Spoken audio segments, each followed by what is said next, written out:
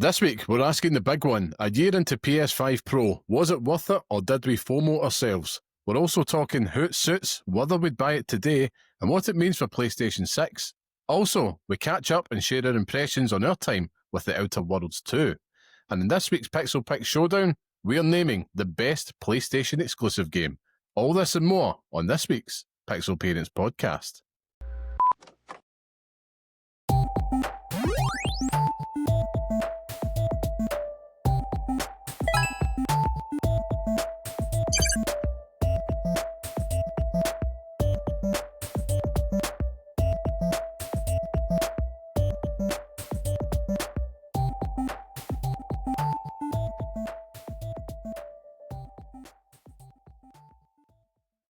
Hello and welcome to the next episode of the Pixel Parents Podcast, the show that discusses all things gaming from the perspective of parents. I am your host, Liam Curt-Kelvin, and today I am of course joined by the bearded one, Scott, the tastemaker Curry. How are we, Scott? Very well. Glad we got through this. Oh man, that was hard. For the lovely audience, the intro to this episode took 5 takes because both me and Liam couldn't stop laughing at the word FOMO ourselves because it's just like shit your pants.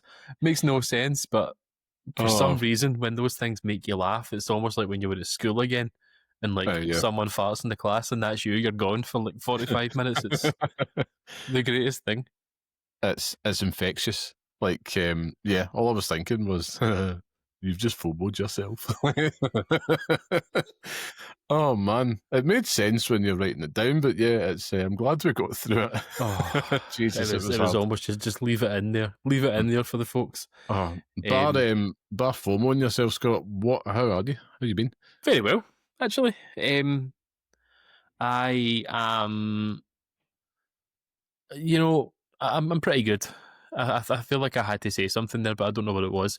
The one thing I will say, Liam, I always like to start these moments of how am I with an aside. Okay. And the aside this week is, when are we all going to get together and finally get fireworks to fuck? Like, yes. The most most irritating fucking things on earth. Like, it's pointless and it makes my dog scared, so I just stop it. Like, she's been fine our whole life, and now this year she's just like crawling under the table or trying to find us when she hears a bang and stuff like that.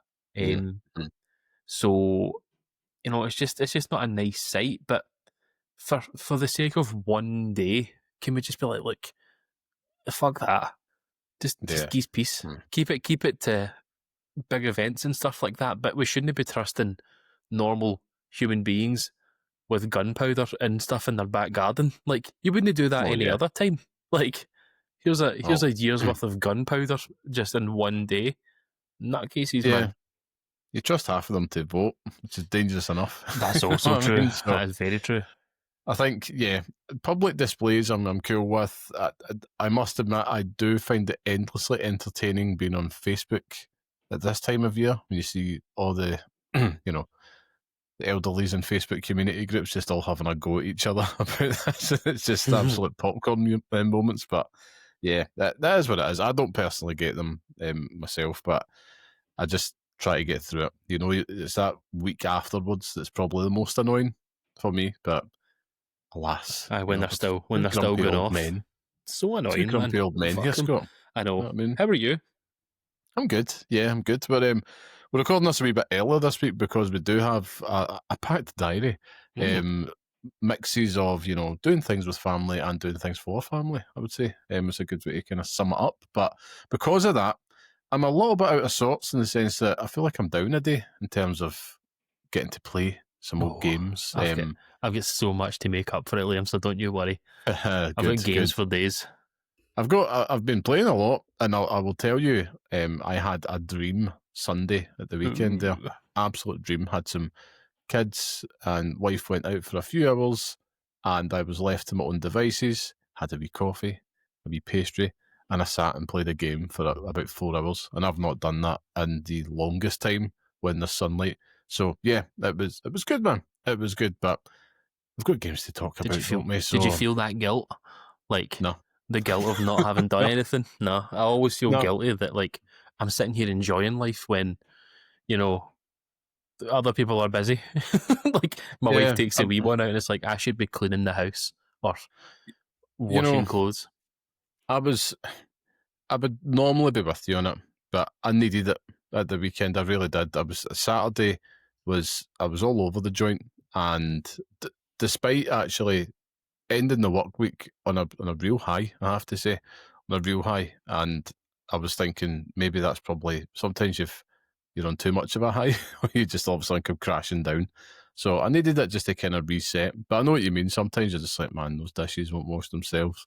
But luckily, we kept the place in good order on Saturday, so there wasn't too Good. much to do. Good. Which is great.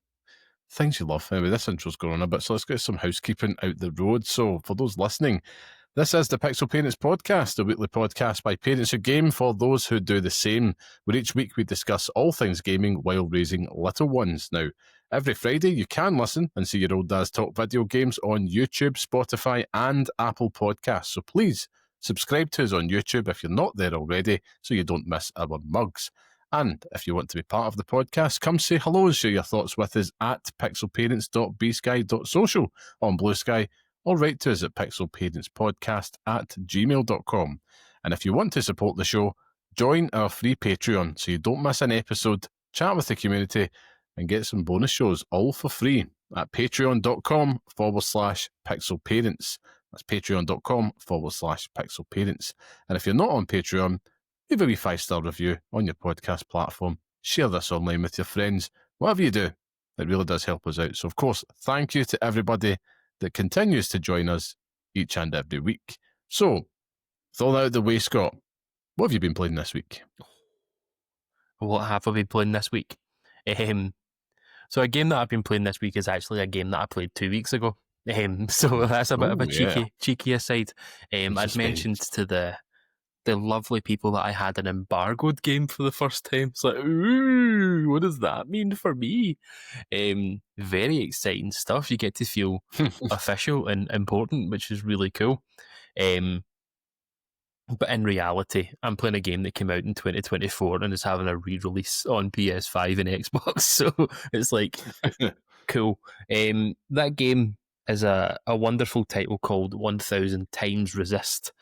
I googled it, Liam. I did Google it. 1000x Resist sounds and feels better in my mouth, but 1000 Times Resist is the game that, that's the name they're going for. And I am very excited to talk to you about it because this could be a game that I feel that you would be on board with. All right. Yeah. It's very strange, very weird, and I think there's something there for you. I think it overrides that weird part that I think that you would get on board with. But developed by Sunset Visitor, and originally released on Switch and PC last year. The game's description calls it a thrilling sci-fi adventure. The year is unknown, and a disease spread by an alien invasion keeps you underground. You are Watcher. You dutifully fulfill your purpose in serving the All-Mother until the day you discover a shocking secret that changes everything. And that is the hook. The hook is right there. And let me tell you, Liam, that is a hook that fucking gored me to my very core. And buzzing to talk about it. So, came out last year, as I said, on Switch and PC, and was a mainstay in a lot of Game of the Year lists last year. I think a lot of people were talking about it very highly, but it always sat in my head like, nah, that's not a game for me. It's definitely not a game for me, And then the opportunity came up, and do you know what, I'll do it. 2025 has been the year of growing. This is a year of growth for Scott Curry, and putting myself out of my comfort zone. I thought, I'll give it a go. And trying to keep this whole review here as spoiler-free as possible is an absolute nightmare because tiptoeing around story progression, tiptoeing around the narrative, tiptoeing around the characters, it's like a minefield here. Do you know what I mean? It's like, oh my God. But it's absolutely 100% a must-play. Like, I say that for everyone. I feel like this is a lesson in narrative. The performances are phenomenal, but the writing in this game is second to none, Liam. It's really impressive, and it's a subject matter that's very strange and difficult to pull off with this whole, end of the world type thing. Like we don't know where we are or what time it is, but they just create this insular universe that makes sense by the time you finish it. At the beginning, you're like, what the fuck is going on here? Like, what is the Allmother? What is Watcher? Who are all these characters? And then by the end, you grow to love them. Do you know what I mean? Like, there's this whole cast of characters there that you're just like completely in love with, and the way that the story continues is unreal, genuinely unreal. As I say, it's very compelling, but very difficult to understand at the beginning. And I put in quotation marks by design. Think that it's ambiguous at the beginning on purpose, so you unravel things as you go along, and it's just genuinely impressive. Like, I cannot commend it enough. It's obviously debuting on PS5 and Xbox Series S and X from today, which is the 4th. So if you want to go and play it, you can. And for all you Game Pass lovers out there, if you've kept your subscription, you will be happy because it's on Game Pass as well. Not a long game, 3-4 hours maybe. You work your way through that. If you mainline the game, but there's a lot to explore. It's like it's a narrative sci-fi style of game. So it's like you get dropped into these situations, and basically, like, for example, one of the areas is it's like the hub area. It's like a big dome, I want to say, right? It's like the Simpsons movie where they all live in that dome. But just every single part of it's made up for the characters. So you go into one area and it's this one character, you learn all about them. You can speak to characters within that area and learn more about the backstory as to what happened or what they think has happened. And from that perspective, and the fact that you're called the Watcher, it's like, it's very apt. By the end, you're like, yeah, that all makes sense because you've spent this whole time watching what's been going on. And it's like, it's just the way this whole game unravels, Liam. That last half hour, 45 minutes, even hour ending of this game, it's like, it touches on subject matter that's really, really heavy. And it's like bizarre. It's bizarre, heavy, weird anime stuff. And it's like it's all mashed together so well. Like it's a brand of game that should not make sense at all. Like, and anyone else wrote this game, it would just be a typical, end of the world apocalyptic type thing. And it would be people living in this underground base, and that's it. What are the relationships between them? But what this Sunset Visitor have managed to do is so much more. And they've created this universe by just narrative. Do you know what I mean? Like, it's not. Yeah. I honestly, it's hard to describe it without going into too much detail with it. But I think that if you've been on the fence with it, go for it. Give it a shot, because it's not one of these games that's going to demand all your time.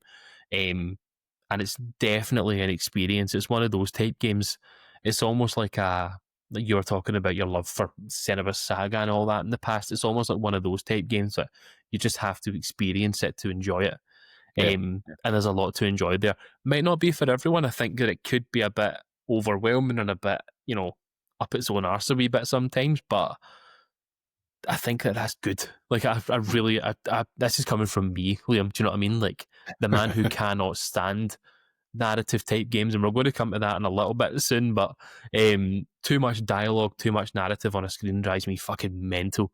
And this was just the right amount for me, that it felt like I gained something from it. I'm not skipping through everything. So yeah, definitely worthwhile having a look at.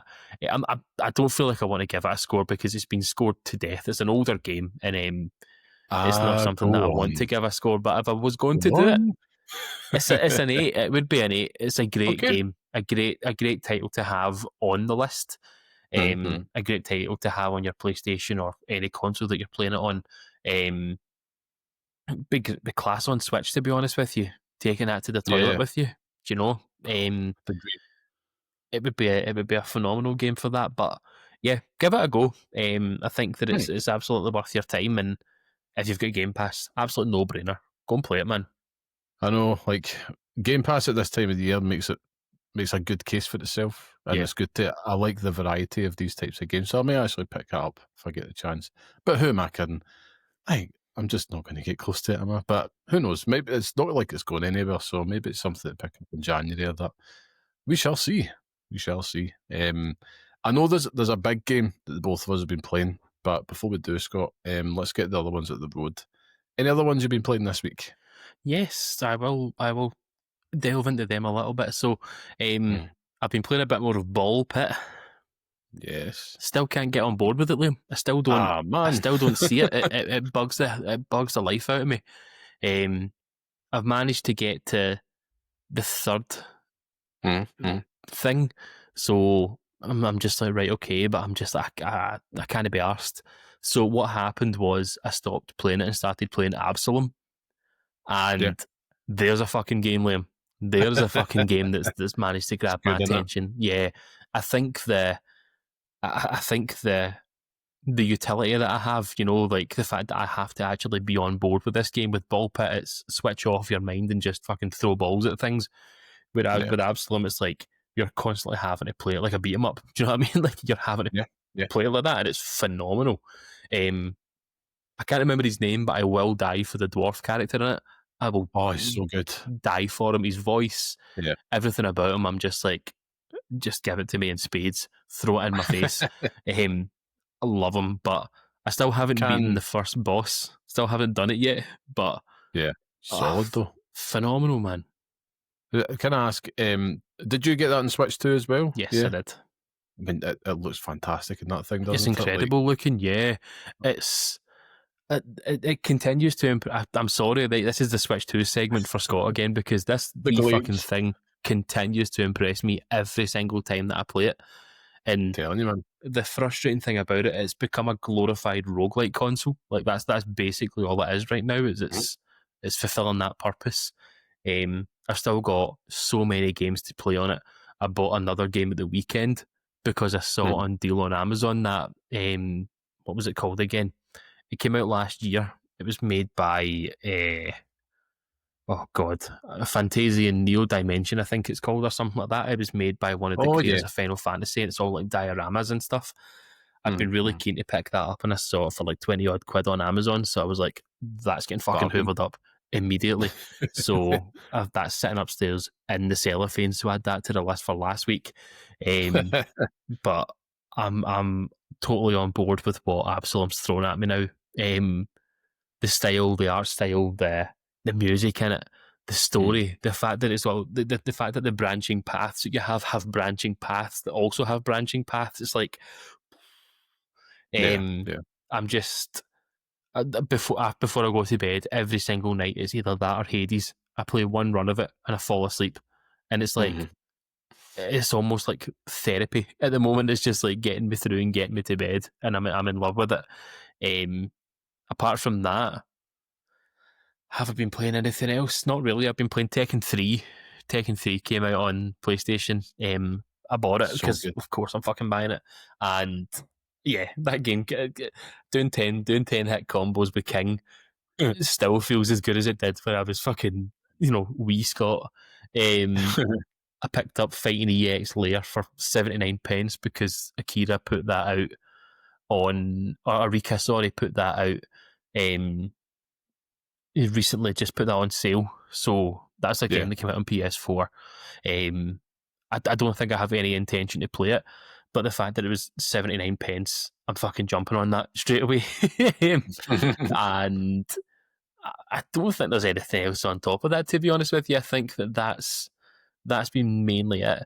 We'll get to the main course with yourself soon, but what about yourself? Have you been playing anything else apart from Redacted? No, of course, little bits of everything in there. I will say, like, the Switch 2 has almost ruined gaming for me in the sense, because all I want to do is play stuff handheld, and I can't play like things like the big game that we're playing now. I can't play that handheld, which is frustrating me You could. because all I want to do is I could, but whether I should. But it's like I that's where I'm at just now. I don't know what it is. The Switch 2 is just such a wonderful, comfortable game console to play. I really do just enjoy it. I think the bigger screen and all the rest of it, we've talked to death about how impressed we are with it because it's just simple. That's all it needs to be. And on that, I've been just plugging away at Power Wash Simulator 2 still. You're talking about therapy, Scott. I'm sitting there at the end of the night and I'm just been, it's so therapeutic. And that is like the last thing I do at night. So I've not really been getting to other stuff. A little bit of Bollocks pit in between. Played a bit of Tekken 3 myself. My son might have jumped on that one. It's terrible father. He's got a thing for fighting games. So I thought, why not? Love to see it. You love to see it. I know, wee bugger absolutely button mashes his way to victory sometimes as well. But, I'm not too proud to admit that he beat me a couple of times. But yeah, it was good old fun. And not had a chance to go back to Ghost of Yoti yet. And as for Dispatch, because of everything that I had mentioned and the other game taking up most of my time, I've not had a chance to play episodes 3 and 4. So I will bring a full breakdown of episodes 3 to 6 next week in terms of a verdict. So I think that's all right for me to binge it because I think last week playing episode 1 and 2, it did leave me wanting more. And I'm intrigued because as it was going into episode 1 and 2, everybody's like, this is 10 out of 10, this is Game of the Year stuff. And I'm like, I didn't really get that from episodes 1 and 2. Will it pick up? We'll see. So I'm excited. I'm wanting to get back to it and see. I managed to sell 1 million copies, it's reported this week as well. So it's been doing the good stuff. But yeah, I think we should move on to our main course because we'll have a lot to talk about this. So the big game we've been talking about, of course, is none other than the Outer Worlds 2, Scott, which we've been playing. And as I'd mentioned, it's something that just all I do is just want to get back to and play it. And I'm having to just, really just fantasize about playing that handheld just because I'm being so fucking lazy. I would probably get a lot more hours than it otherwise. And the start of my journey was, held back slightly because I had to move the Xbox from the living room back here in the den. First world problems in it. But it's all set up now. Managed to blaze my way through it. Initially, Scott, without getting into too much detail, let's kick off our impressions. Would you make it so far? I feel the same way. Let's preface this really quickly that I played the Outer Worlds 1 this year. The first time that I played that game, I played it for an hour and turned it off. So this game isn't for me. And this year I finished the first one. But the second one, I'm feeling the same way with the first one. The first time I played it, where the more I play it, the less this is going to sound really stupid, right? And I know this is going to sound stupid. The more I play this game, the less I want to be playing it. But when I turn it off, I always want to go back and play it. Like, it's whilst I'm playing it, I hate every single moment of it. But as I turn it off, I'm like, oh man, I need to go back and do this and do that. It's so frustrating. But I want to get to that later. What about yourself? Because I know you were buzzing about this. So yeah. I mean, I do understand what you mean. I think for me, I have been come away. It's very Moorish, so I am kind of initially quite impressed just by its approach to the quest design. I feel like it kind of gets into it. It's not perfect, I think there is probably it lives a little too cozily within its own universe building a little bit, to the point where it can kind of discombobulate you a little bit. Just reading the way that they talk and all the rest of it, and there's so much like exposition chucked at you, and initially, if you're not particularly familiar with this world, etc. It does have like a little bit of that sense of humour that's carried through from the first one, but I do feel like it's done a great job as to kind of get me in about things a lot quicker. And there's been a couple of things I've done differently, which I'll come to. But initial impressions is I am very much wanting to get back to this and continue my playthrough. And I have spent a lot of time just in the first world alone, just really rinsing it and not playing it like I normally would, because me, Mr. Golden Path over here. But I've not been doing that. And that probably leads me to the first thing, which I'll put back to you. But terms of the quest design, like I've found that I've been quite impressed by it because it's almost having like multiple ones on the go, and they're weaving into each other quite nicely. And I've appreciated how it's kind of encouraged me to take my time, but also to explore. It's basically, I felt like the game's pushing back at me in a good way, saying, look, I know you love a golden path. I know you just want to go A to B, but let's focus on the bits in between. Like, we're just going to maybe just go over there, have a wee nosy, see what you can get. At least that's been my experience. I mean, how have you found it? I agree. I do agree. That first area that you're in, it does it perfectly, where you've got multiple different ways to tackle this one. You know, the main mission has 2 or 3 different ways that you can go about it. And those ways that you go about it have different tasks that you need to complete and stuff like that. And I like that. I do like it. I think where my frustration lies with that is that I cannot tie down one specific way that I want to do it. So I'm looking at all the choices in front of me, like I cannot decide what I want to do. It's a fucking, like, too much choice. Stupid man can't make decisions, so just make it for me. Do you know what I mean? Like, I don't want to piss off this side because I like them, but I also don't want to do this because this might happen. I'm not even thinking about it like that. I'm just thinking there's too many things there that are there. It's so frustrating for me. But by all means, you know, what they've done is excellent in terms of how they've managed to manufacture the fact that you can tackle all these things. Like the main mission at the first part, you could go in there without doing anything. Do you know what I mean? Like you can lug yourself into it and just, you know, find your way there. But then you've also got all the different ways that make it easier for you. I've done something today that made it easier for me, and I still haven't gone in about it. It's just like there's so many different things there. You know, falling into random areas and finding stupid things that are there is brilliant, because then it just, like, you know, you're looking at point A to B, but then something at D distracts you, and you're like, fuck it, now I'm here and following this path. So it's brilliant, and it's constantly breadcrumbing me with that.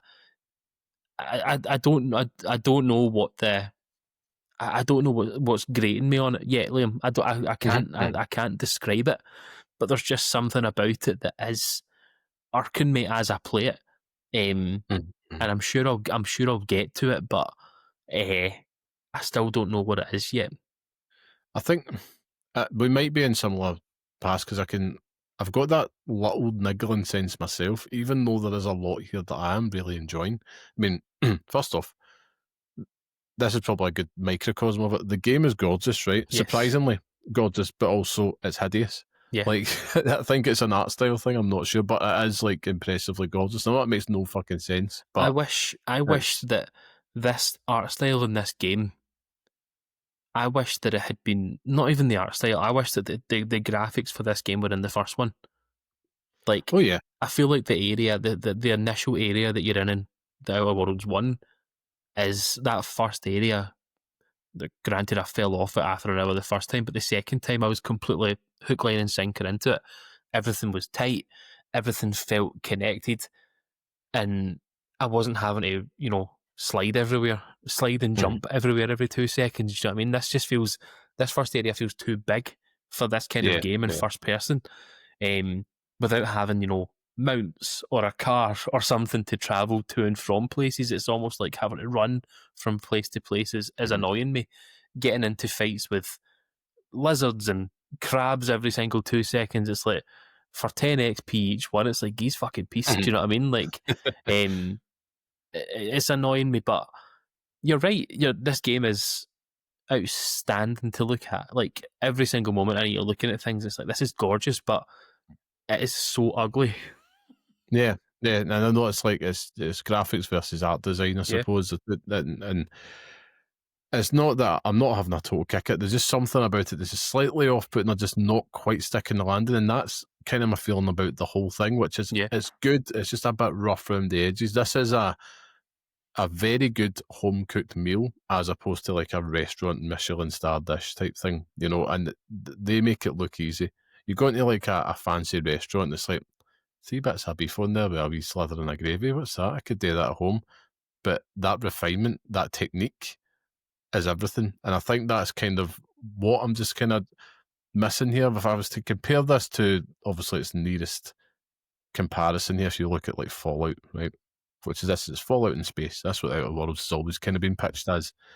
But it's like you can create an open world and you can populate it as they've done, with look at New Vegas and stuff like that, and you can make it feel rich and alive. And even though it's very empty, that's very, very difficult to do. And there's something about this world that just doesn't feel that way. And it's just it's a moment to moment. Like the sprinting doesn't really feel great. The combat is good but not great. It's it's really frustrating, particularly, but it's still early on for me. I'm still about, only about 10, 12 hours into this game. So it's like still early on, but I'm not really satisfied with some of the weapons. I feel like they're going to just give me something to really get into this. Like it feels just, all the weapons have just been very subpar. So the combat is just not really feeling great. Even like the initial mission has you doing like stealth at a point, and you're backstabbing characters. Like there's a backstabbing thing on this. You try and do that in this first area, and I'm not leveled up enough to do it. Like the characters are too strong for it. It's like, so why give me an option then to have that there? It's a pain in the arse. I know what you mean. Like the stealth is something I definitely take issue with in these type of games, because I'm like, I don't know, they never ever get. It's like Fallout, Elder Scrolls, anything like that. You're like, they never feel great. But then again, I get why, because it's an RPG. You've got to give choice, and I appreciate it for that. But I mean, this was how I felt about Avowed as well at this stage when I was playing Avowed, is that there was just that little something missing about it, where I'm like, I'm very impressed with what's on show here, and I am with Outer Worlds 2, and I'm really looking forward to kind of continuing it, because I'm getting the criticism about the road, because I'm about to get into the positives, but there is just something just about it right now. And my initial impressions is that I feel like there's just missing that wee secret sauce element.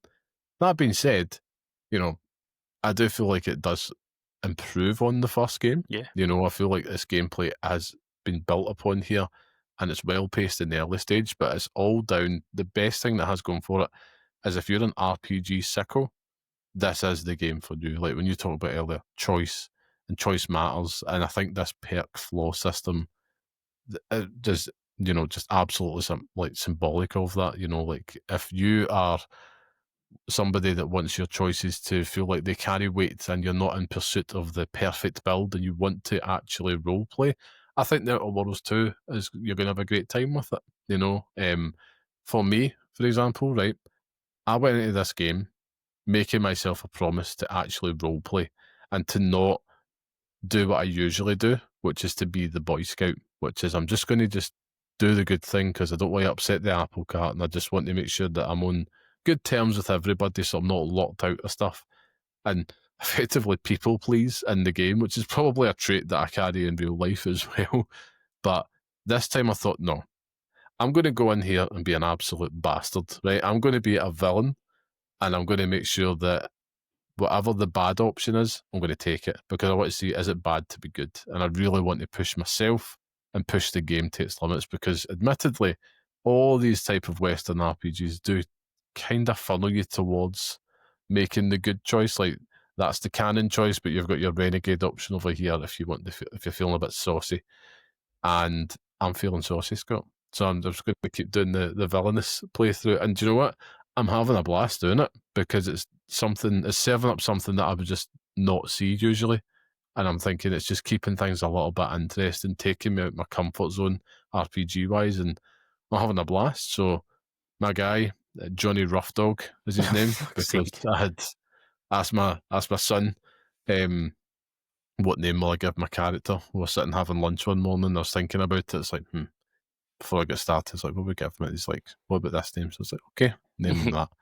Oh, wait till I tell you mine. My daughter didn't help me with this one. But if you want to explain, I was making my character for too long, Liam. And same as yourself, trying to role play it as much as possible. So like, pick the character, pick the perks, pick the skills, and then focus on that path. And I've done that as much as I possibly can. But my character is an older character, an older man, a learned fellow, a professor, some would say. And he comes from money. a little bit, socially inept, and makes up for that by making terrible jokes. So he's witty. He's witty, but his jokes always fall flat. So the character I made, Liam, is called Count Pissballs. Jesus uh, and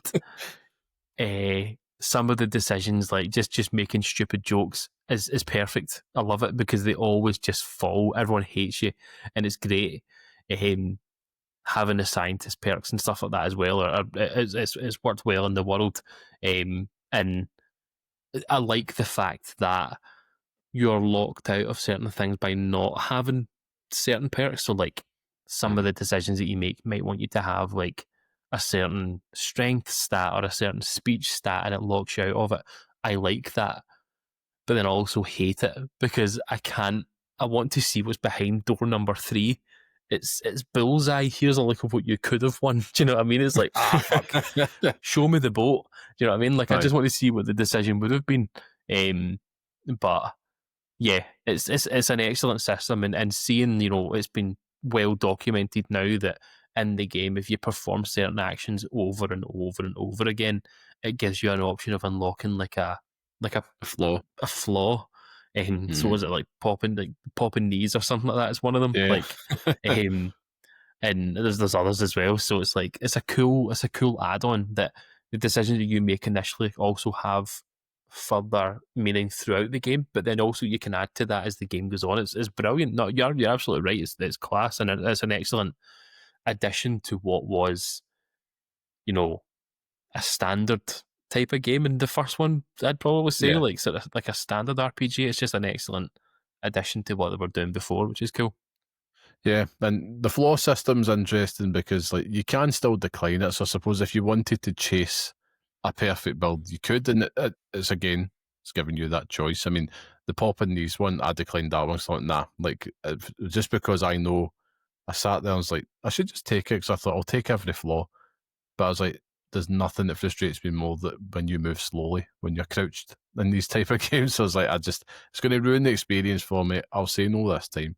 But I mean, in terms of that roleplay aspect, like my guy, Johnny Roughdog, as the ex-con, this is his villain origin story. Like, he's he's basically just pretending to be an agent so that then he can just kind of escape, get out there, take any opportunity in front of him, piss off the whole galaxy, and just by the end of it, I want this guy to be almost like dastardly villain type, and that's what I'm aiming for.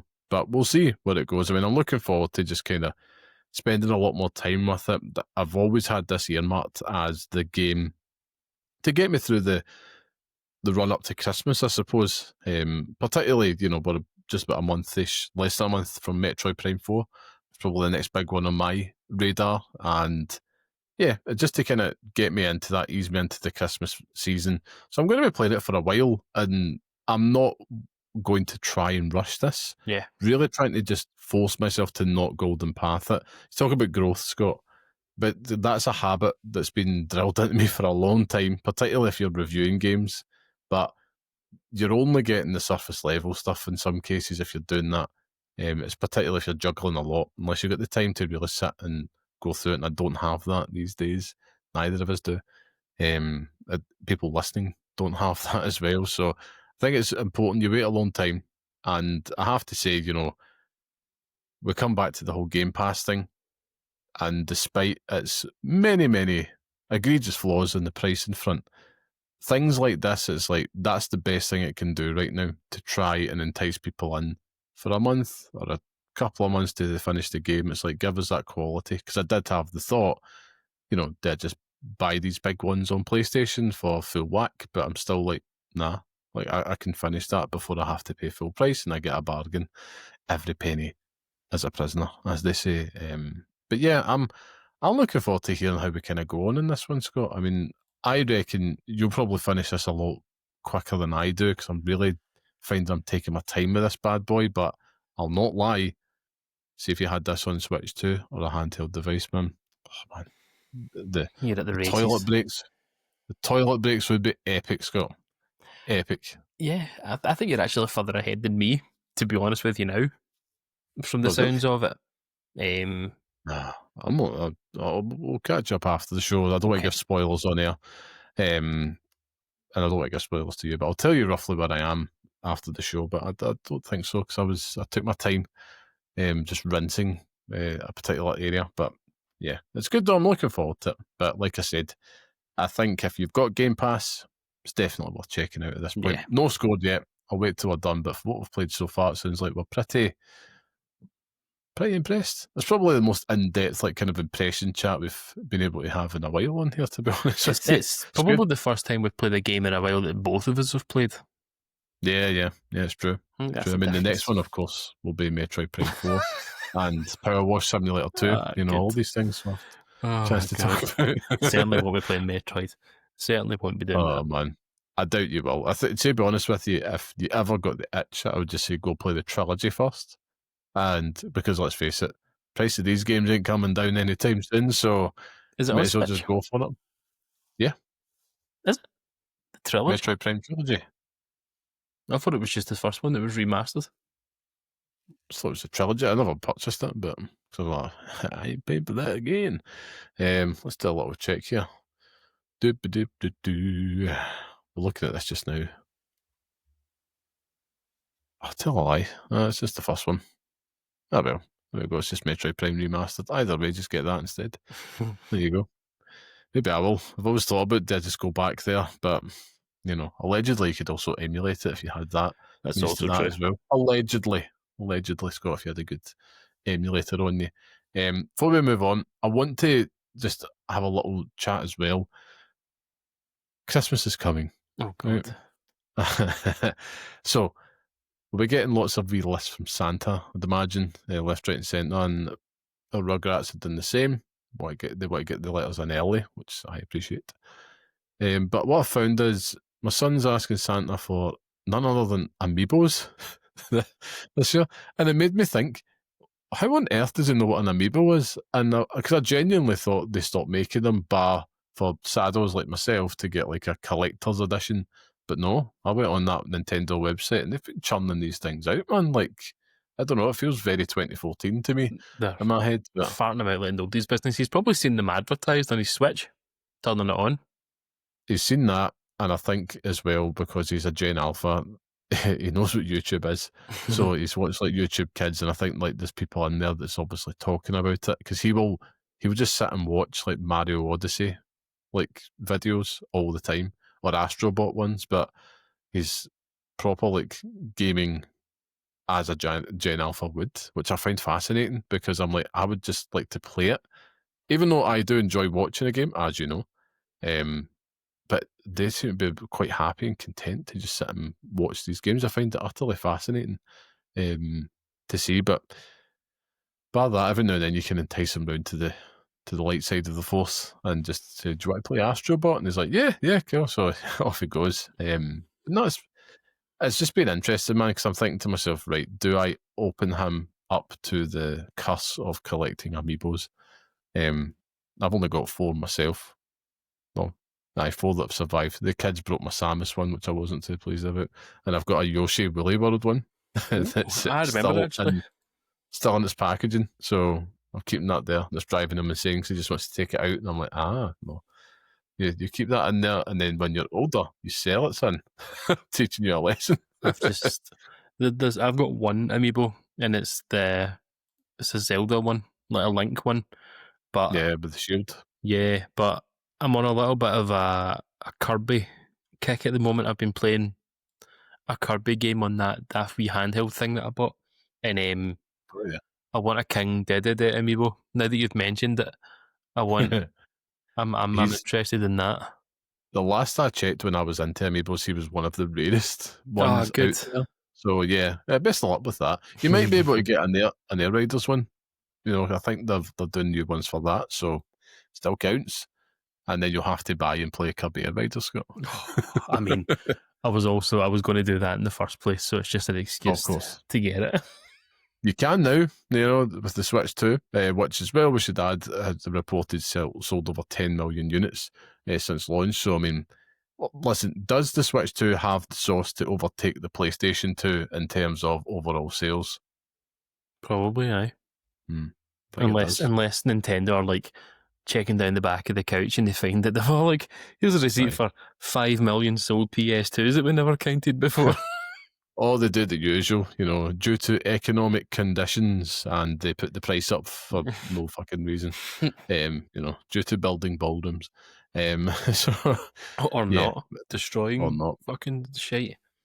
Honest to God, seeing that just reminds me of an old neighbour that I had, just doing dodgy extensions all the time. But, alas, we move on. But before we get into the next segment, because there'll be a doozy this week, before we move on, if you do enjoy the show and you want to support us, you can, and it won't cost you a penny. Join our free Patreon community. Visit patreon.com/pixelparents for every show, chats, and bonus shows, including side quests with Scott, and something brand new on the way. Hello there. Pixel Parents just got an upgrade.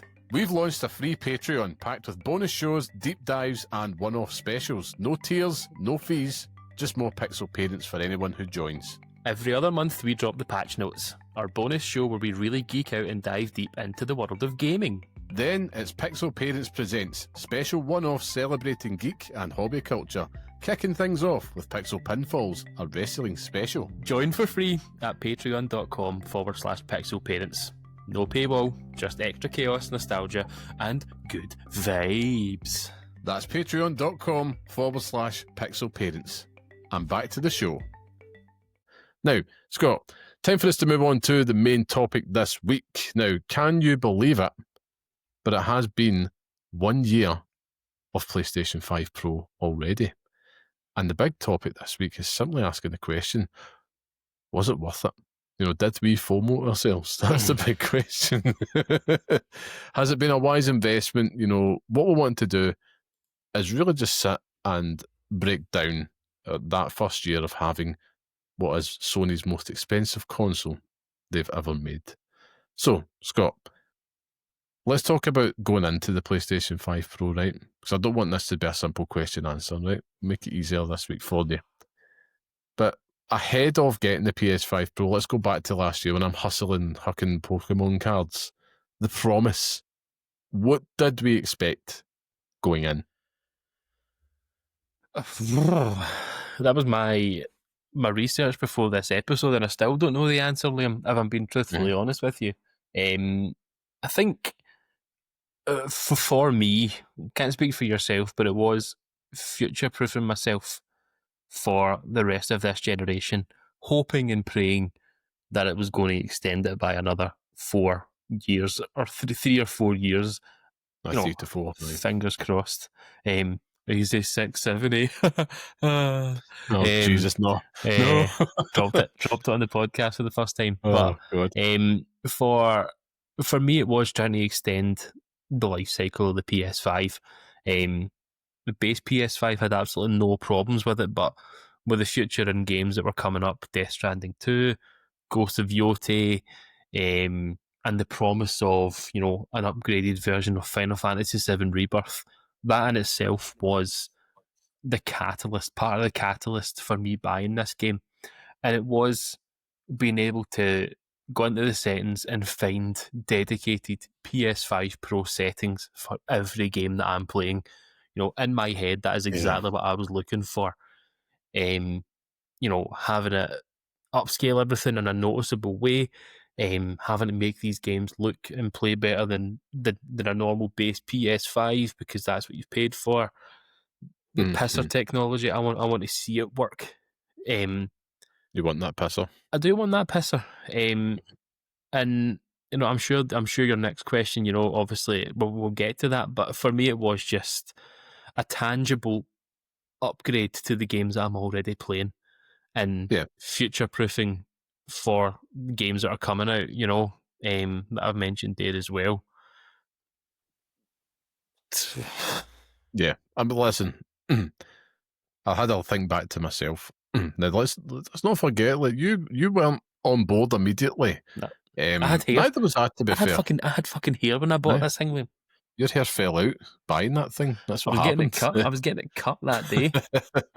Waiting. I remember, it was for me. It was all down to the opportunity to buy one at the time, and so the Pokemon card moment had happened, I thought, do you know what?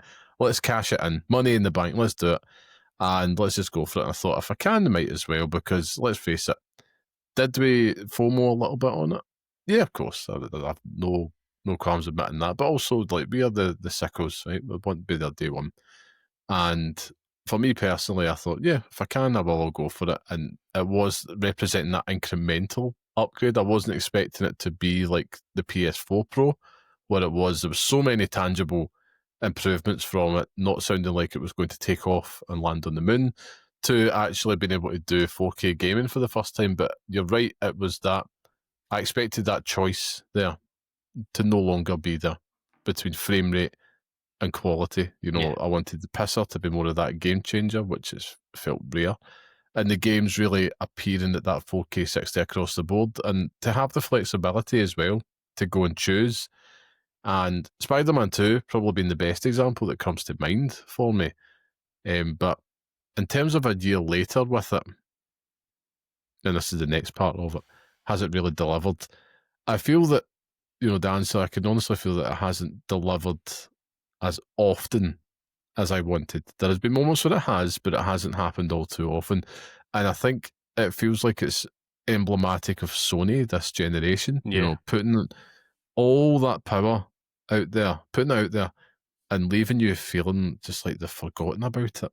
That's honestly how I feel a year later. And I don't even feel that it's being marketed aggressively, let alone the benefits of owning one is being marketed aggressively, bar the odd little PS5 Pro label on gameplay footage that you see at State of Plays. And even at that, that's quite rare. I expected a lot more of these PS5 Pro updates akin to the PS4 Pro release. And ultimately, I'm with you, Scott. I think you're bang on the money.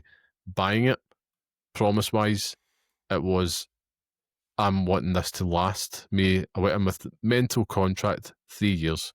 Get me 3, absolutely brilliant 4 because of the pandemic, and I was fully convinced we'll have an 8-year generation. But a year later, and there's already more than a few flutterings of PlayStation 6, and I think that Mark Cherney video recently with AMD, when they were talking about the next console, they're already just leaving those little breadcrumbs out there. They're not thinking about this right now, and they're already fixating on the next generation. And there's a part of me, and we did have that episode a few months ago talking about it. Are we ready? I just feel there's a little bit of a, all right, if we could have changed our mind on the PS5 Pro and pushed the PS6 up a generation, we'd have done it. Because that's where we're at. And we're not going to have a shorter generation. I think that extra year just isn't coming, or even the 3 years, the standard. I just feel that when it gets to that third year, it's, I don't see it getting much support. But there is a few caveats in there, but I'll get to that. But how do you feel? How do you feel a year later? Year later, it's paid for itself in terms of the games that I've played on it this year. You know, it is the main console for me. Full stop. Do you know what I mean? Yeah. And nothing comes close to it. And some of the experiences that I've managed to have on it are great. Do you know what I mean? Like going back and playing The Last of Us Part 2 all over again. You know, playing things like Dragon Age, the Veilguard on it. Managing to play that, going back and play Spider-Man 2, playing them all over again. Even like games that I've not even finished yet, like Resident Evil 4 runs like an absolute dream on it as well. So it's like there are moments in it that I'm like, yeah, this is fucking phenomenal. Yeah. But you're absolutely right in the fact that we're looking at a Sony generation that, you know, love it or loathe it, hasn't been great. Like, you know what I mean? Like, it's disappointing, you know, two maybe 3 exclusives, proper exclusives a year. You know, this year we're looking at what? Ghost of Yoti, and what was the beginning of the year? I can't even remember. Fucking hell, I can't even remember myself. That's terrible, isn't it? That's terrible, and it'd be a good one as well. Fucking awful.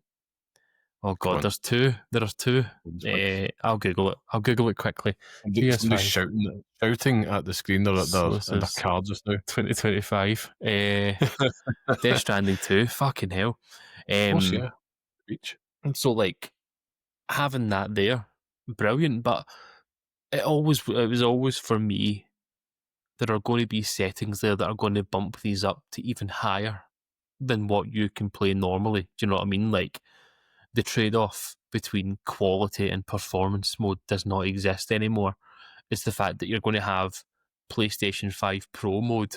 That's like Pro mode or something like that. And Spider-Man 2 or Spider-Man 1 done it.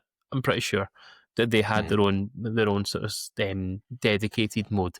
Final Fantasy 7 Rebirth done it as well. Granted, Yeah. I've not played it because I can't yet. I just don't have it in me yet. I'm that Ian Beale meme here. I've got nothing left. I just can't do it. So it's just not there, and maybe that's my fault. But I'm hopeful that Wolverine will have its own mode because Insomniac will likely do that. Saros probably will as well. I haven't played Returnal since it came out, but I'm hopeful that they'll have their own mode in there too. And Yeah. Grand Theft Auto 6, future proofing ourselves so our PlayStation 5s do not die because Grand Theft Auto 6 is going to be running on it. Yeah. Because that game is going to run on a PlayStation 5. You know what I mean? Like, Of course, yeah. That's the hard, future-proof element. Yeah. That is the future-proof. And it's not downtrodden, that's what I'm saying. It feels like that first year just hasn't delivered as often. Like, I'm with but you. You're there right. has been times where it has delivered. Yeah, but it's completely emblematic of Sony in that regard. Do you know what I mean? Like, like Kind of Funny did a great episode talking about, are PlayStation boring now or Sony boring now or something like that. And initially looking at the title, I was like, fuck off. But then listening to it, I was like, it's true. Like, they're not making these swathing, massive jumps ahead in terms of what they're going to do. There's no risk taking anymore. It's very much, well, the risks have already been taken because extraction shooters exist. But it's just, yeah, I don't know. I really don't know. It's I'll take over, let you brew up some more thoughts here. But I mean, I want to come back to that, like the times where it has delivered, because I think there's definitely been positives, and I think it's more just the expectation versus reality. Yeah. But you're right. When it does deliver, you're like, man, this thing, it's a safe pair of hands. At no point in my time with it have I ever thought this is going to take off. This is just underperforming. This is not up to the task. But see, when you start to just get that little glimpse of what's under the hood on it for a console, that's very, very impressive. I think of games, just looking through some ones that have been enhanced, and it's just instantly making me realise and appreciate that feeling when I had initially booted it up and it's like, right, let's go to settings and let's see the pro mode. Now, you mentioned the game there, Dragon Age the Veilguard, was one of the first games. And even though I was playing it in the PS5 base, and then a week later PS5 Pro came out, and I fully expected to go into the settings and just have it be a toggle, but it was automatically applied. And I remember having that feeling of, I'm not sure if I'm really noticing a difference here from performance beforehand, but you could actually, in terms of some of the reflections, but I just wanted it communicated to me as a player what the difference was within the settings. There. Sometimes it's just the placebo effect of it. See if they just put like a fake thing in there that changed nothing but just give you a random thing to toggle, immediately you'd be like, oh man, this looks so much better, by the way. 100%. I mean, there's definitely big wins in it. I mean, like Astrobot was one, because I see that all the time. I look at it and I'm thinking, wow, this does actually somehow look better. Alan Wake 2 was another one, where playing that, and I definitely felt the smugness of having the Pro at that moment, because I didn't have to choose. Assassin's Creed Shadows this year. Now, that was another one where there was the ability to select the right settings, and it's like, right, thank God I have the Pro, because I don't have to choose, and I'm having the best of both worlds. And this is like, right, this is what I wanted. Looking through my list, there was one that we both played at launch, and we were very impressed, which was EA Sports FC 25 and 26.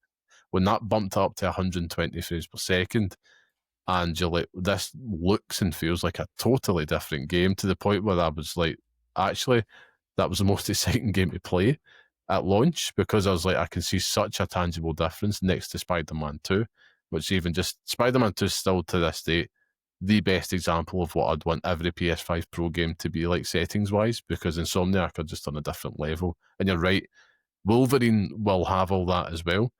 Look through the other ones as well. Indiana Jones and the Great Circle, you know, we're fortunate enough to review that on PlayStation 5, and it looked phenomenal on the PS5 Pro. And I remember having the direct touch point was the Series X version that I had played originally. Trying to think of some other ones just to kind of wrap that up. Stellar Blade. Stellar I played Blade that this year. It was gorgeous looking. Yeah. Star Wars Outlaws, again, I noticed some improvements on that, going back to the DLC. To name but a few. You also I'm had, like, looking at a resetera.com like post. It's basically just a guy talking about the games that have been upgraded and how they've changed. Like Baldur's Gate 3, for example. Blacksmith Wukong. Even things like, Clair Obscure this year apparently look better on the PlayStation 5 Pro, so I don't know. I think right now they're saying there's just over 100 PS5 Pro enhanced games, and whilst all these ones are quite big, meaty ones, there's ones like, Dragon's Dogma 2, I know you love that game, Scott. You've got like Doom the Dark Ages. Final Fantasy VII Rebirth is a big one as well, because it took away that god-awful blood in performance mode. So, I mean, there's definitely been wins in there for it. It just still feels a little bit few and far between. I think it's all coming back to the pisser, right? Now, I'm probably skipping my head here, right? But I'll just do it anyway because we're there. This is all about the future now. So I feel that I would love it if the rumours about the pisser is true, and that we are going to be getting quite a substantial upgrade to this next year, and it's coming to PS5 Pro, and will also carry forward into the next generation. But it's still very clear, I feel, that this is almost a bit of an acid test. I'm looking at Mark Czerny and I'm looking at the rest of them. It's like, I think they definitely meant what they were saying is that we want to make sure players don't feel that. They wanted to bridge the gap between console and PC with this as much as they could. And it still feels like a bit of a half step as opposed to what will be the full step in the PlayStation 6, very likely. Almost like this is the prototype for what we're going to get next. Just not going to be handheld. That's really basically it if the rumours are true. But I think if they can crack the pisser now, that will be the best thing they can do to advertise the PlayStation 6 in some weird shape. Well, weird argument, I suppose. But I don't know. Like, the big question here before we even further into the future, you talk about if you knew your experience with the Pro back then, would you still buy it? Stick a twist? Would you still buy it, or would you stick with your base one? I'd probably still buy it, to be honest with you. I think the money was there, so if it was no object, you didn't have to think of that. Still buy it? Probably, aye. No. I'd probably with you in that as well. And I think that's probably more indicative of how we are as humans. Both of us were sickos, and ultimately, trying to do a podcast on video games, talking about something that's come out last year. We were worse for it, buying everything and anything that came out, and this year we've been better. But it just felt like it felt like the right decision then, and in hindsight, it still feels like the right decision. It still feels like the decision was better, but I completely get how people can feel shortchanged by it. Oh yeah, I mean, look, I would buy it again today for those good experiences that I've had out of it. Again, because we're sickos, but I wouldn't recommend it. That's the strange thing. Like, I know that it's because, I really don't like having blind spots on this podcast, which is why, like, our blind spot is PC gaming just now. And yeah, it's just one of those things, but it's like, well, we can mitigate against other ones as much as we can. And the PS5 Pro, I remember in the lead up to it speaking to my brother-in-law about it, who is a PC gamer, just to get his take on it, like in terms of power-wise. And he's like, no, it looks like it's decent enough power. So it's not going to be comparable to a top of the line PC. Not that anybody was expecting that, but to have that verification to be like, is this legit? Are they talking sense here? And he's like, yeah, no, it looks like it's pretty decent for what you're getting price wise. But like I says, we are the sickos, and I think for me, there is that small part of me that does feel slightly duped by Sony though, because they're not in any hurry to back it. That's what it feels like. Yeah. But I could be completely incorrect on that. It's just a feeling, that's an emotive response to it. And I'm just talking with my heart and not with my head. And I think you can tell right now, it's just a vibe that it's all hands on deck for next gen review, potentially end of next year. Don't see that happening. It'll be 2027 in the summer. I would love what it says. If it is 2027 though, then we got our 3 years out of it. Yeah, I would take that. But there is a part of me that's petrified of them chancing it and making it shorter with 2026, which would be unprecedented because that'll be a 6-year generation. Not even that, because it came out in November of 2020. But if they were to launch a console next year, too soon. The chat though, you're going to get your Jeff Grubbs, your Nobles, your Jason Schreiers, all these leaks coming next year, and it's going to be an absolute tidal wave of it. But I think what you will see is a new Xbox before that. But we're not talking about PlayStation. But I think for me, next year, if I was to say what could PlayStation do for us in the PS5 Pro, it is just kick into gear that pisser upgrade, make it apply to way more games, and just really show why. To give the people who have the PlayStation 5 Pro more reasons to get excited about it, or even just to remind them, because we knew it was always going to be an incremental upgrade. We knew that going in. And I don't think this is something that they need to really, market heavily, because it is a bit more of a boutique product. But I think it does deserve a little bit more of a push, just a little bit more urgency.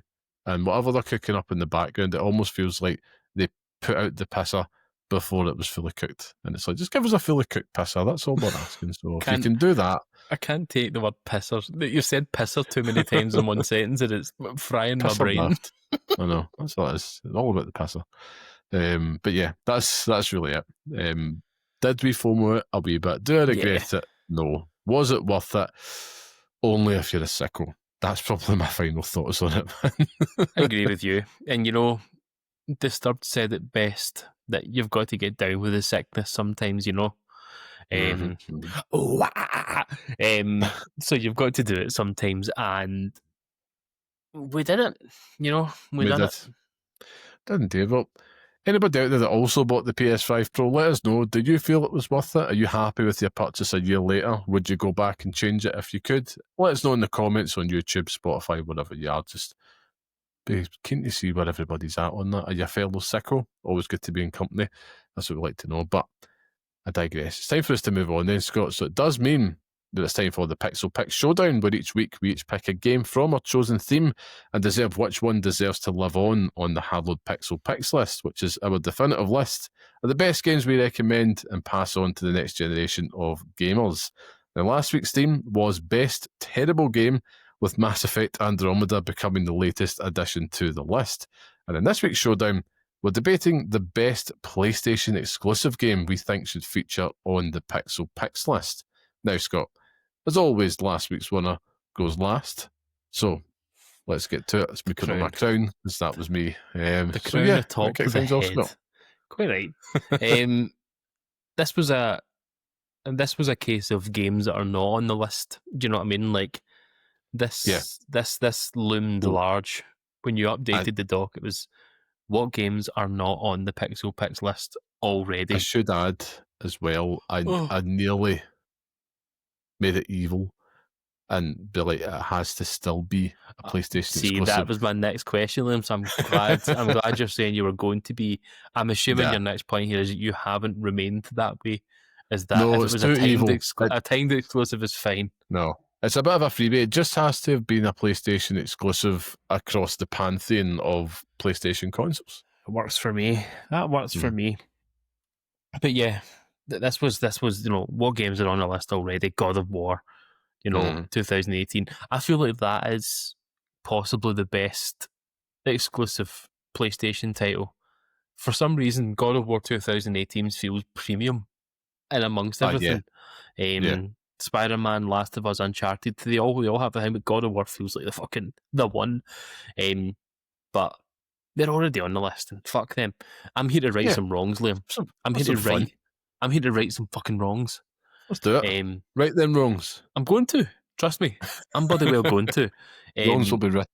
Wrongs will be written and right by the end of this. So, my honourable mention and my pick for this evening are or whenever you're listening to this, listener, you're listening to the morning, it's the morning, are both titles from the same franchise. One of them's the beginning and one of them's the middle. Which one am I picking for my honourable mention? Fuck knows. My honourable mention for this week is Final Fantasy VII Rebirth. Okay. Rebirth takes everything from Remake, doubles down on it, makes it even better, makes it look even better, and throws so much stuff in that you cannot contend. You're that man holding the lemons, pure, and dropping everything. It's a gorgeous video game. Combat's so good. Storyline, characters, everything amazing. The best. But it doesn't do it quite like Final Fantasy VII Remake, Liam. The first in the trilogy. Final Fantasy VII Remake feels like, if we're going to pick a game that's, it's not those games mentioned, I feel like this is the best PlayStation exclusive for a very long time. So Final Fantasy VII Remake is my choice for this week. And it is simply because it was the first in this trilogy.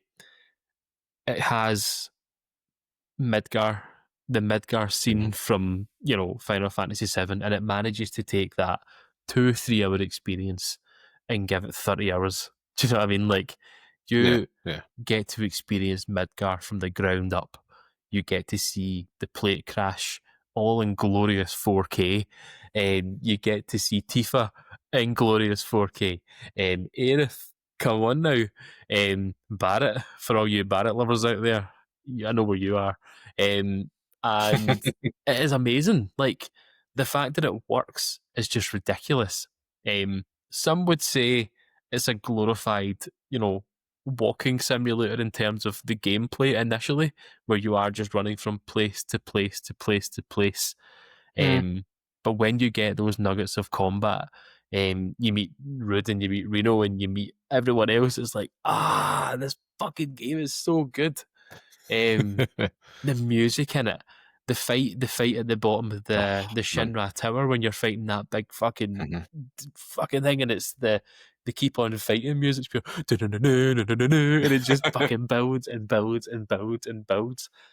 Unreal, genuinely unreal experience, and I've played it twice, platinum that motherfucker, and it's one of those games where I think over time, depending on how this third one hits, I feel like Remake. Correct me if I'm wrong here, but I feel that Remake has this. The reputation for it is better than the second one. I think Rebirth has this. The detractors on Rebirth are all because of like the open world and the way that you navigate that open world and the towers and all that stuff. And I do get it. I do get it a wee bit.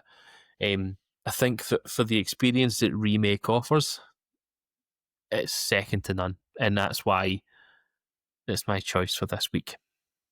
Okay, good choice. I think, can I just say, I don't know why, you're absolutely right, but Rebirth seems to have a bit more of a saltiness about it, just a slight one, but it's also, critically acclaimed, and I think it's sold not as well as Remake, but it's sold pretty well. Yeah. But I don't know why they have to bastardize it for the open world stuff. It's literally a rebirth, it's quite a literal sense of the word. But anyway, I digress. I was the same as you, Scott, going into this. I was thinking, man, we've picked a lot of the big hitters here, but there was some ones that was left off, and it was good fun because, this category this week does give us a chance to right some wrongs, and we need that within the Pixel Picks list because these platforms like PlayStation have so many cracking exclusive games. I mean, Christ, I could have picked Apocalypse starring Bruce Willis if I wanted to. Pandemonium, something like that. But for my honourable mention this week, I went with my heart, and I have chosen none other than a friendly neighbourhood Spider-Man, not 2018 or Spider-Man 2. No, I'm going back to PlayStation 1. Never saw Spider-Man, because that game, Scott, sweet Jesus Christ. If you are a Spider-Man fan as a kid growing up, this thing had it all, man. Like, the amount of deep cuts it had in terms of references to the absolute rogues gallery of, of rogues galleries within the game. The story was tight. It traumatized you with Monster Orc at the very end, and Carnage bonded with them. It had a little bit of everything from Sinister Six references all the way through to symbiote sagas, and it was voice acted supremely well. It had all these little, like, as I mentioned, Easter eggs. You can tell that people at Neversoft were big comic book nerds, and they poured their heart and soul into it. And if you were someone like myself that loved that animated series growing up as a kid, it felt almost like a perfect continuation of that, even if it wasn't related. And then you go a little step further, I felt like the way that it handled just almost educating a lot of Spider-Man fans, particularly when you got like to the bonus costumes and it was telling you, where the first appearance was and what the power set, etc. was, voiced by Stan Lee. All this stuff in there was fantastic. And I think it really is just such one of those often forgotten about OG, absolutely borderline perfect games on the PlayStation exclusive front. But is it? Sorry, bear with me. I need to just make sure that I've got this right before I say this out loud.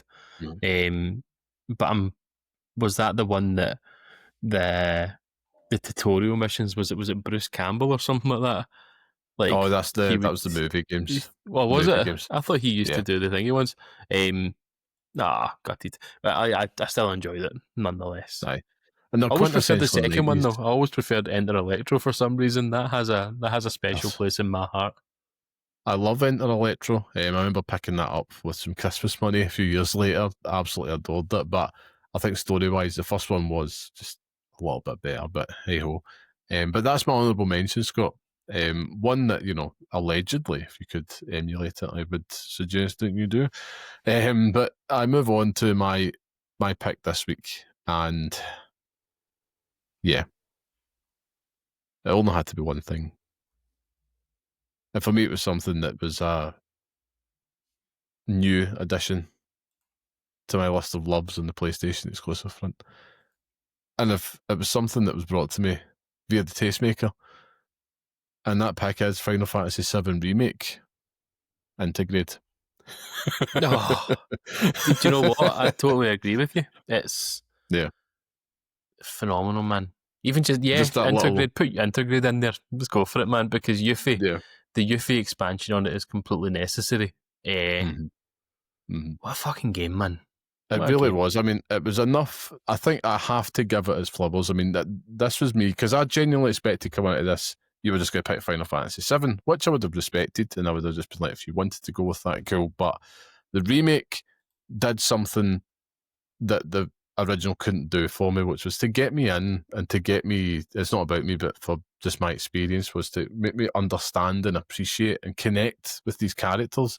And that's where things like greater fidelity and just taking more time cinematically to kind of tell the story and breaking it down into this trilogy made perfect sense for an absolute dullard such as myself, because now I can walk away and fully get the whole point of like why this was so revered. From the music to the characters to even the gameplay as well. It was totally different when you could play it one or two ways, but that active combat system that it had was absolutely fantastic. And I did not see myself going into it. I was just picking it up on PS5, PlayStation Plus, sorry. I thought the integrated version's there. Let's just see what it's all about. And it ended up honestly being one of my favourite gaming experiences of all time on there, because it was absolutely incredible start to finish. And to the point where, I would listen to the music on Spotify. It's like, I get it. I finally get it. I see the light at this point. And that wasn't my first Final Fantasy, but it ended up not being my last. It was so good, I ended up pre-ordering Rebirth halfway through it. And that moment was on this podcast when I finally revealed that to when you. you text me saying that you've done that, it was almost like a spiritual experience. Finally broken Honestly, through. I was like, I'm in. I am in. And it's like, there's so many reasons as to why. You know, you've got like this absolutely dastardly villain in Sephiroth. You've got this absolute cast of characters that you don't want on the television when loved ones are in the room. Oh, that's just Cloud. But, you know, there's so much goodness within there, and I really appreciate the trilogy effect to the point now where it's like every time I get a little snippet of part 3 coming, what's it going to be called? When are we going to get it? And I'm hoping it's sooner than later. And I can't wait. And it all was because of Final Fantasy VII Remake Integrate. And I thought, I need to be specific because that's the one I played and it had all the enhancements plus the Yuffie DLC. I'm so glad it was there because Yuffie's awesome. Absolutely love Yuffie, and an essential part of my party, I have to add as well, because she's By the absolutely end of breaks it, the game. By the end of it, 100%. Yeah. I have watched so much content on the lead up to this third part. It's almost disgusting, Liam. I've watched more YouTube videos than a man should. And the moment they announce the name, the world is going to collapse in upon itself, and yeah, the black hole will open and swallow us all up, and we'll never see it. I would really love it if they could get this in line for next year. I know that's soon, right? But it's probably going to be the year after, which means it dovetails nicely. Wouldn't surprise me if this is going to be a launch title for the PlayStation 6 at that point. But I think they're clearly tying themselves down to a non-exclusive deal, I think, from what they've reported of late, because I think Square aren't very keen on that. But 2027 at the soonest is probably going to be later. Who am I? You know what I mean? And then you just remake the rest of them. Remake 8. Would you? Oh. 8's always been rumoured. 9 is another big rumour as well. 9, yeah. 9 would... I think with 9, you need to keep that art style. With 8, you could go down the same route of what you've done with the 7 remake trilogy. Yeah. And give me Squall and Renoa. Oh, bloody hell, Will. That's the next one on the list. Get Final Fantasy 8 in your life.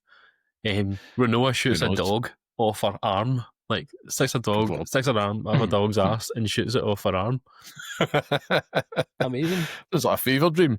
But I should say, though, then, congratulations, then. I think we're in agreement. It's a clear winner this week to Final Fantasy VII Remake Integrate. You are the next addition to the Pixel Picks list as our best PlayStation exclusive game, so well done on that. And that does bring us to an end to this week's podcast, Scott. So thank you once again for joining us, and remember to support small independent games media out there. So if you like what you hear and you enjoy the podcast, please share on social media and tell your friends about us. Leave a wee 5-star review. Whatever you do, it helps us and makes a massive difference. And please remember to come join us on our free Patreon community at patreon.com/pixelparents, where you can support the show and get some bonus monthly shows as well, which will be starting maybe by the time this episode goes out. We shall see. Test time, Scott. Where can people find you if they want to talk more about Final Fantasy with you online? I will be available, ready and waiting at Blue Sky at lamaman.bsky.social. Yeah, come and say hello. And same here, if you want to chat with me on Blue Sky, I will be at carmelite.bsky.social. And thank you to our producer and music man, the talented, handsome, and ever so wonderful Mr. Sean Murray. Please go show him some love and check out his work on Instagram at barehandsdesigns and barehandsdesigns.com. And you can listen to the next episode on all major podcast platforms. Follow us on Blue Sky at pixelparents.bsky.social. Of course, write to us at pixelparentspodcast@gmail.com. Whenever you are, just like, share, subscribe, and play some damn games. Do the thing. That's all we ask you to do. But until next time, stay safe, stay sane, and thanks for listening. Do the damn thing. Get it done. Get it fucking done. Get it done, man. Get it fucking done.